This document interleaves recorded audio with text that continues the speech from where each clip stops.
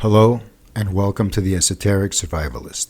Today we're going to talk about a foundation concept of this work, which is the psychic immune system. This isn't a formal esoteric or occult concept. It isn't even a philosophical concept, but it is something very real if you think about it. Just like you have a physical immune system to protect you from infections and variations in the environment that can stress your physical body, you have a psychic immune system that can protect you from influences that affect your subconscious and can affect your physical well-being, your emotional well-being, and even the events in your life. People think psychic attacks are something deliberate, and sometimes they are. But there's also the general ambient environment that can be full of stress, and that stress is absorbed by an individual's psyche depending on their sensitivity. There are many influences. There are astrological influences. There are influences from deliberate people who hold enmity to the subject. There are also influences of the person's life and what they confront. A physical immune system stress may affect the psychic immune system. So the basis of esoteric survivalism, to be able to navigate a challenging spiritual environment, a challenging confrontation to one's own consciousness, awareness, emotional well-being, and extending even to physical well-being, mental well-being, etc. And like I said, even the events in one's life are affected, whether you have good fortune, bad fortune, neutral fortune. The psychic immune system is supposed to filter out whatever is unhealthy for us.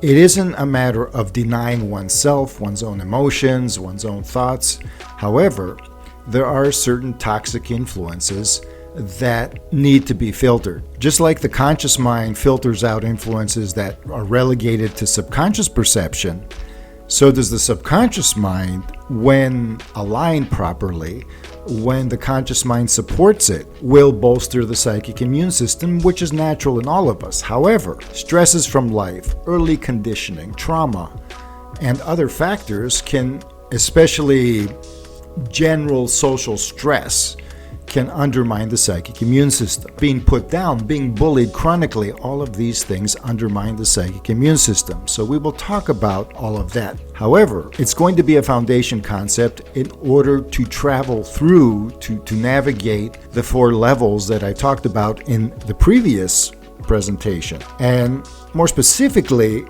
to be able to enter the 3rd level, which is the collective level of collective human influence. This is correlated with something Dr. Rupert Sheldrake, who is not very popular in mainstream science circles, but he coined the term morphogenic field. And this is a field that holds information that one member of a species inputs into the field. For example, a genius may discover something, and other human beings have no clue how to express that something. Eventually, the genius discovering this will transfer it to the whole collective.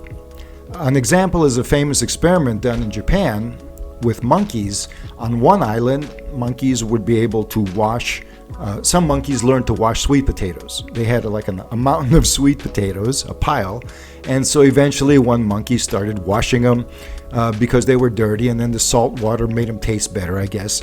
And then the other ones took up the example and started doing the same thing. That's all well and good.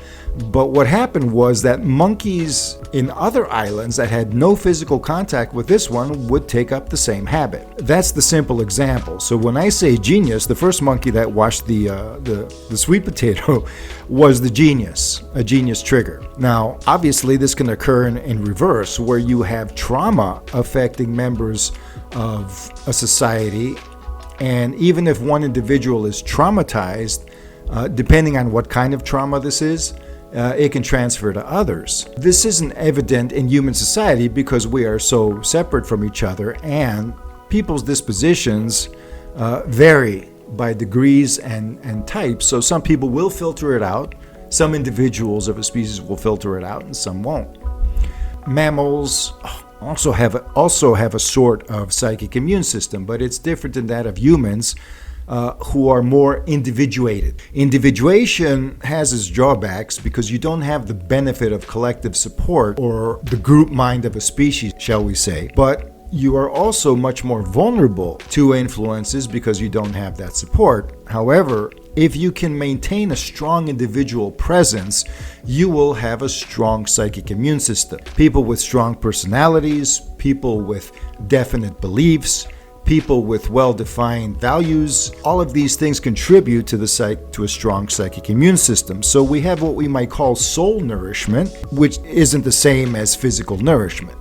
But this soul nourishment or psychic nourishment essentially allows one to maintain a certain sense of integrity, a certain sense of keeping it together and being aware of who one is, so you're not going to change your ways unless you make that choice to do so. Otherwise, any kind of influence of those around us that are under high stress or under high media influence or under high survival stakes, and when I say high survival stakes, I mean that, well, for them, life may be difficult. And so all of this creates an emotional state that's projected, and sensitive people are the first to feel it consciously. But it can affect everybody else subconsciously. It can affect your thought processes, like I said, your emotions and everything. So the term is very useful to us, and we will keep using that term. Now, what I want to emphasize here is also that many people feel vulnerable. And some people think that's a good thing. But the word vulnerability implies being open to some hostile influence, being open to an unhealthy or negative influence or a harmful influence where you have no defenses against it. Some people associate that with sensitivity, which isn't true. A strong psychic immune system will actually give you the space to be more empathic, to be more sensitive, to not have to worry about being some kind of snowflake with your fifi, so to speak. You can hold them, whether you're a man or a woman, you can hold these feelings, these genuine feelings that you have about anything, because they will be supported by your integrity. Now, some people define this integrity through a religion, through a faith. Other people through just social determinism, saying that, well, life is like this and my choices about it are like this, and I treat people like this and I'm very well defined and I'm okay with that. And they do their best, so to speak. Inner conflict is usually what undermines the psychic immune system. Now, you don't have to be a good person to have a strong psychic immune system. In fact, many people who are not empathic, etc., are very stubborn in their ways, very survival-oriented, but these people cannot reach a state of true vulnerability, which means that you dare be open, you dare be sensitive, because you know that you're not going to be harmed. You can have the pie and eat it too in this state. So, the first thing we need to do here regarding the psychic immune system is to discard the misconception that vulnerability equals sensitivity. Being weak physically to the point that you're always getting sick is not the same as being a sensitive person, sensitive to smells, or having artistic integrity because your senses are fine-tuned, so to speak.